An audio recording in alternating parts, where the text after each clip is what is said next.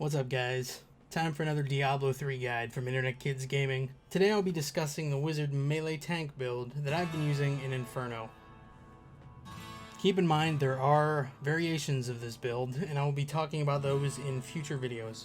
What I discuss in this video is the build that I've been using the most in Inferno, and I've had a lot of success with it. I just soloed Gom in Act 3, and I will have a video up for that fight soon, as well as all the other boss encounters in Inferno. Okay, so let's talk about the skills that I use. First is Spectral Blades with the Deep Cuts rune. This gives the highest return from life on hit out of all other wizard abilities. I also use Energy Twister with a Wicked Wind rune and Meteor with Star Pact. Both of these give decent returns for life on hit, and they crit fairly often, which is important for critical mass.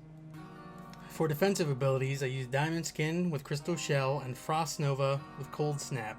Once you start getting critical mass procs, the cooldown on both of these will be insanely fast, to the point where you constantly spam them if you wanted to, which is a large part of being able to tank in Inferno. Last but not least is Energy Armor. Both Prismatic and Force Armor runes are good for this in the first two acts, but Prismatic tends to win out once you start Act 3. Now for your passive skills. Critical Mass is a must for tanking in Inferno. It will cut your cooldown time by a lot, and only gets better the more crit chance you have. Eventually, it's like having no cooldowns at all. For the other passive abilities, I would recommend using Blur for the decrease in damage taken. The other is up to you. I like to use Prodigy or Astral Presence for the arcane power, but if you're good on arcane power, you can switch this to whatever you want. I would not recommend using Glass Cannon though, because of the stat decrease.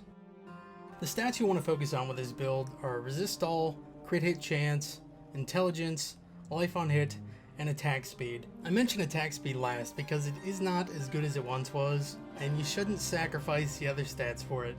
But if you can find an item with a nice balance, don't hesitate to get it. Also, when you're trying to gear up or just looking for an upgrade, keep an eye on the armor and vitality. Having a larger life pool never hurts, and armor equals overall damage reduction.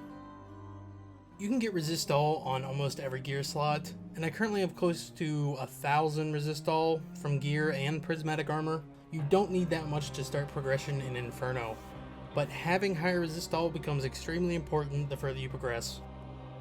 To help with critical mass procs, you will want a minimum of 25 to 30% crit hit chance, which you can get from your helm, hands, bracers, amulet, rings, and shield. How much life on hit you should have is a personal choice, really. I've seen wizards using as little as 400 and as much as 1200. I would personally recommend a minimum of 700, and the best thing to do with life on hit is get as much as you possibly can out of your weapon, so you won't need it from other slots. Intelligence is something you should always be increasing when looking to upgrade gear. It gives you damage and more resistance. That being said, unless you feel you have too much crit or life on hit, you shouldn't sacrifice those for int. Higher DPS doesn't matter if you're not alive to use it. Now I'm going to show you how to tank like a boss. I usually try to have my back up against something when fighting elite packs. You'll want to be stationary to take full advantage of this build, and this helps prevent stupid shit like knockback. The first thing I like to do is drop 2 twisters where the mobs will be standing. Then I'll drop meteors as I gain the arcane power to do so. Both spells will help proc critical mass and life on hit. If you look at my action bar and watch the cooldowns, they're extremely fast. This is critical mass doing its job. I use Diamond Skin and Nova as needed to stay alive. As you can see, I'm standing in Desecrator and Arcane Enchanted, and I don't take that much damage. And any damage I do take is healed almost instantly. Basically, this is about always keeping up 1 or 2 twisters, spamming Meteor when able, and using defensive abilities to stay alive. It's not difficult, you just need to find the right gear. Well, that's it for this video. There will be more to come, and I will show you some variations of this build, and how to handle boss encounters, and things you'll just need to look out for as you progress through Inferno. If you have a witch doctor, head on over to our channel. We have several videos detailing an amazing Inferno build. We also have a few gold farming and power leveling guides.